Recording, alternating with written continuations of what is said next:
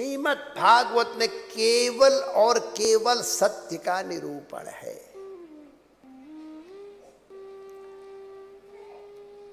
इस तरह से नहीं तो इस तरह से महात्मा जो उपदेश दे रहे हैं वो ज्ञान वैराग्य का दे रहे हैं, सीधे सीधे ले लो तो बड़ा अच्छा है, और नहीं तो धुंधकारी और गोकर्ण के रूप में महात्मा का फल तो वही देगा जो महात्मा के पास है। तो इसमें जितनी भी कथाएं हैं, जितनी भी लीलाएं हैं, हम उनका दर्शन इस तरह से करें। धर्मा प्रोजित कैतवोत्र परमो निर्मत्सराणाम सता। धर्म क्या है, प्रोजित कैतव क्या है? देखो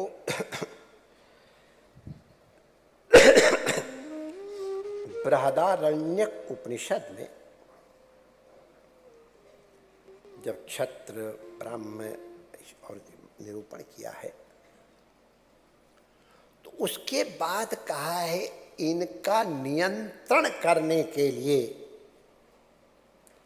धर्म की सृष्टि की है। तो धर्म परमात्मा की सृष्टि है। ये अध्याय के चतुर्थ ब्राह्मण में है, वही है। तो वहां पर निरूपण किया गया है कि धर्म सत्य है और सत्य धर्म है।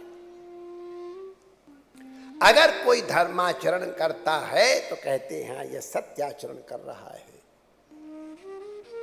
और जो सत्याचरण करता है वो धर्माचरण कर रहा है। ये उपनिषद का उदाहरण है। तो धर्म प्रोचित कैतवत्र परमो निर्मत्सराणाम सता।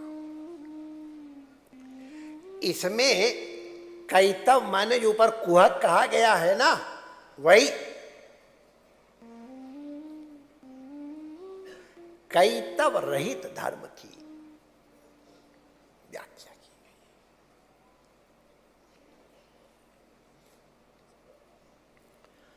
धर्म का मतलब क्या है?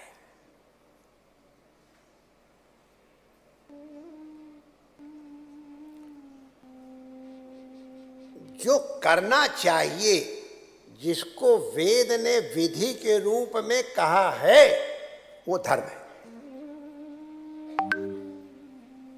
विधि वाक्य। और जो वेद का आदेश नहीं है वो अर्थात अधर्म है। अब ये महापुरुषों ने 4 वेदों के रहते हुए भी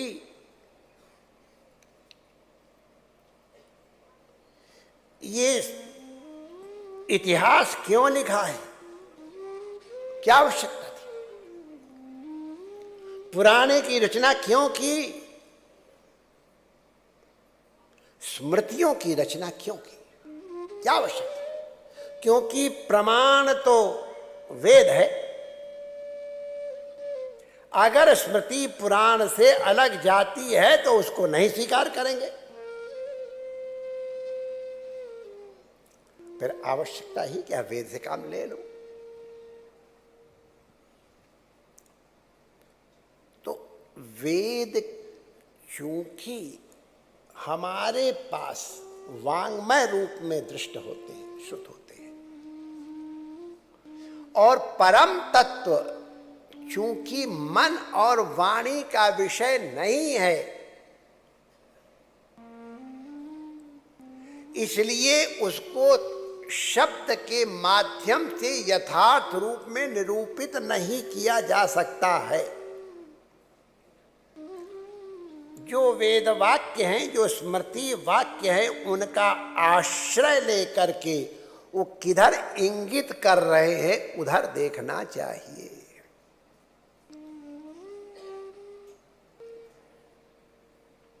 ये जो निर्मत्सर महापुरुष हैं, उनके द्वारा पता चले।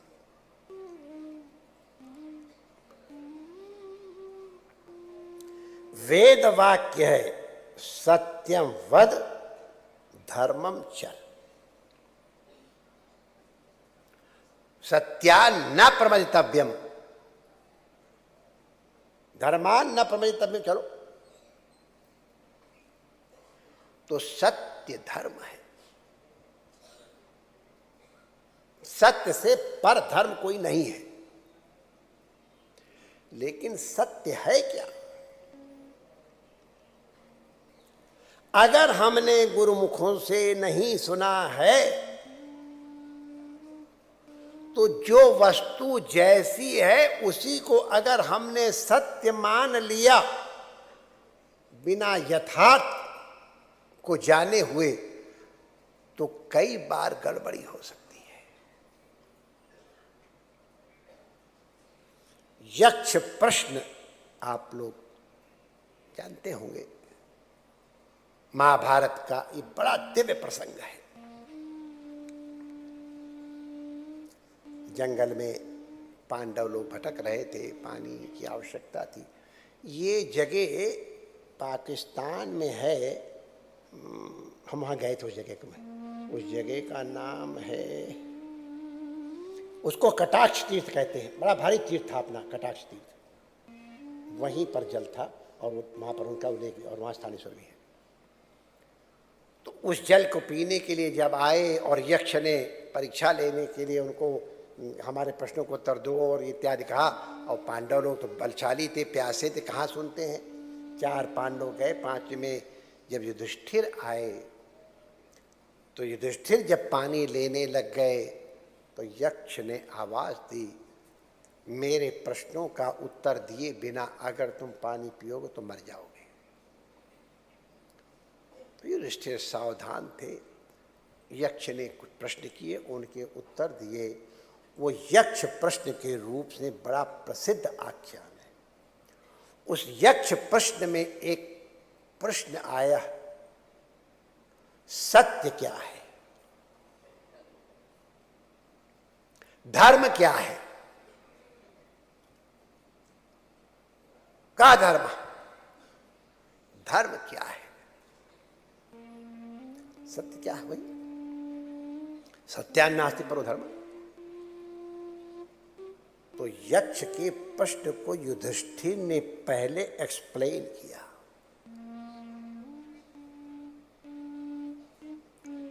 मैं जान रहा हूं यक्ष तुम्हारा प्रश्न क्या है।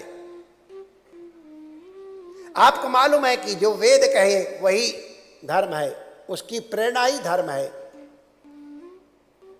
धर्म है, मैं जान रहा हूं। लेकिन अभी हम लोग श्रवण कर रहे थे पूज्य स्वामी गोविंदान जी से, जो वेद के भी पंडित हैं, भागवत के भी पंडित हैं। तो गोविंदान जी ने कहा था कि अगर उपनिषदों को पढ़ोगे सीधे सीधे तो कई जगह उसमें उल्टी सुल्टी बातें दिखाई पड़ेंगी। एक जगह कुछ कहा जा रहा है, एक जगह कुछ कहा जा रहा है, विसंगतियां हैं। तो उन विसंगतियों के निवारण के लिए स्मृतियों का आधार लो। लेकिन स्मृतियों का भी आधार लेते हैं तो कई जगह स्मृतियां भी भिन्न भिन्न है। बिना गुरुमुख से पढ़े हुए इनका अर्थ नहीं लगेगा। तो नाना प्रकार के सिद्धांत दर्शन उनसे करो, नैक्यो ऋषि से मतम न भिन्नम। ये भिन्नता क्यों है? अगर अवसर आया तो हम लोग कल इस पर चर्चा करेंगे। अभी इतना कह देते हैं कि हमारे कल्याण के लिए, हमारे अंतःकरण के भेद के कारण, अंतःकरण की अवस्था इत्यादि के भेद के कारण हमारे कल्याण के लिए नाना प्रकार के साधन बताए गए हैं। उन अंतःकरण के वैभिन्न के कारण हमारे कल्याण के वैभिन्न मार्ग वैभिन्न वाले। अगर वात रोग है तो दूसरी औषधि, कफ रोग है तो दूसरी औषधि, औषधि मुख्य नहीं है, तुम्हारा स्वास्थ्य मुख्य है। जितनी भी बातें वेद में आई, स्मृति में आई, उपनिषद में आई हैं, दर्शनों में आई हैं, सब की सब औषधि हैं, कल्याण करने वाली हैं।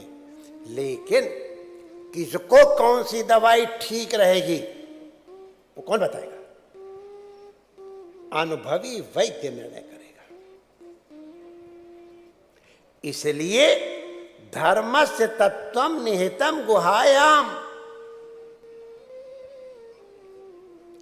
ऐसे जो निर्मत्सर महापुरुष हैं, महाजनों ये न गतः सपंथ, तुम्हारे धर्म का निर्णय ये महापुरुष करके बताएंगे।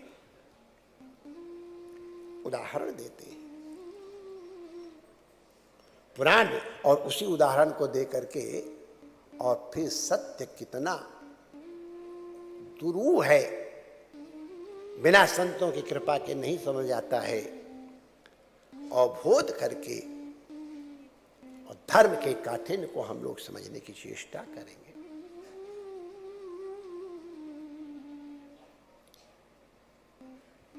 पुराण में ये कथा किसी और रूप में आई,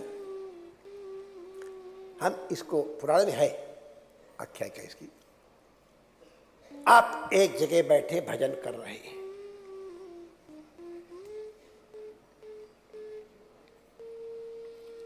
आपने देखा एक गाय भागती हुई आई और झुरमुट में छिप गई।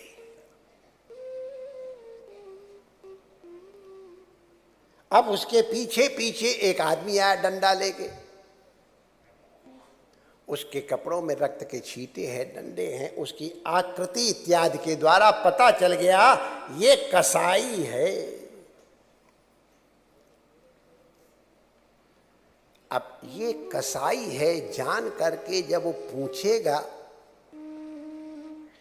आपने इधर एक ऐसी ऐसी चितकबरी गैया आई थी, भाग के आई थी, वो कहां चली गई आपने देखा है? बताओ किधर गई? अब ऐसे समय में हाँ मैंने देखा तो है, इधर चली गई है। और उस गैया को कसाई अगर पकड़ के ले जाके मारता है, उसका पातक सत्यवादन करने के ऊपर वाले के ऊपर आएगा। तो केवल यथार्थ निरूपण का नाम सत्य नहीं है। सत्य यथार्थ निरूपण से भी कुछ ऊपर की बात है। वो ऊपर की क्या बात है?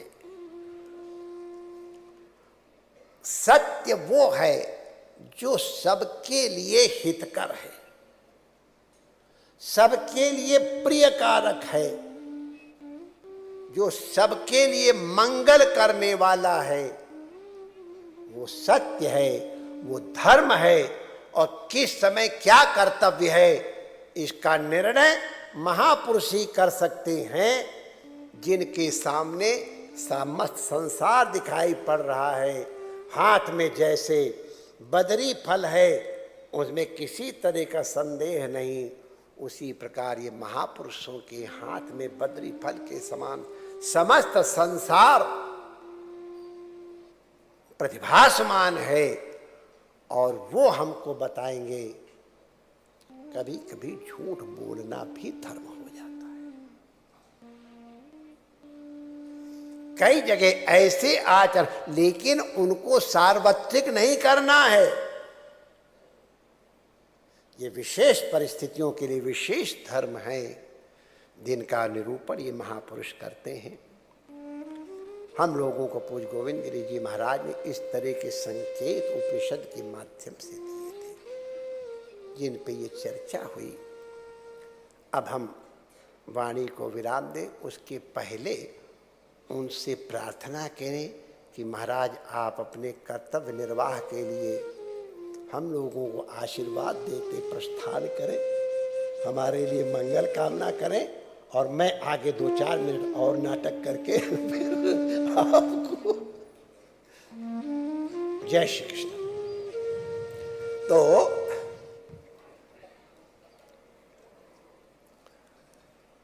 इसमें वास्तव वस्तु का जो शिवदम माने कल्याण, शिव माने कल्याण, मंगल वही शिवदम। हमारे आदि भौतिक,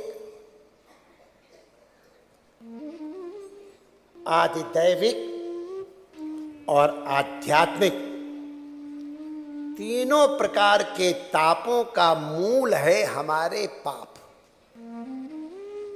पाप से ताप होता है, उससे